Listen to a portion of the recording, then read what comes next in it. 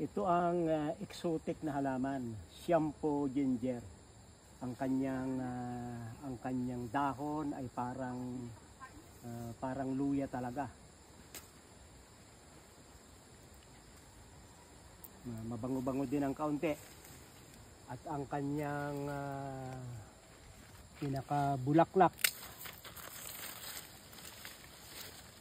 ay dito yung nagkakatalo talaga. Dahil ito ay may tubig. Yun yung ginagayon sa ulo, sa buhok. At pwede, madulas-dulas ka ng kaunti. Hindi na lamang model yung aking buhok. Hindi na pang model. At saka pinapahid dito sa balat. Hindi lamang mag-iingat kayo at nakakayo'y allergy. Kasi hindi lahat ng maganda sa isang tao ay maganda sa lahat ng tao. Pero ako naman ay hindi sensitive ang balat. Yan. Tingnan nyo. Madumi lang kamay ko ha. Matubig talaga ito. Yan. Ang bumubula-bula pala dito itong kuhan. Pati yung balat. Kaya tutuna. Ang ganda Madula sa kuhan.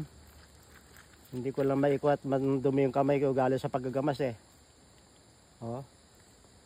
Talagang parang conditioner siya yung kanyang dulas. At ito'y nabubunot yan at naitatanim sa malaking container at ilalagay sa medyo lilim. Sapagkat ito'y halaman na panglilim. Hindi sa nasisikatan ng araw ng matindi. Kaya pinakita namin sa inyo ang bunga nitong Xiampo ginger. Ang exotic na Xiampo. Maraming salamat sa inyong pagsubaybay sa Natural Wellness si Pastor Vito.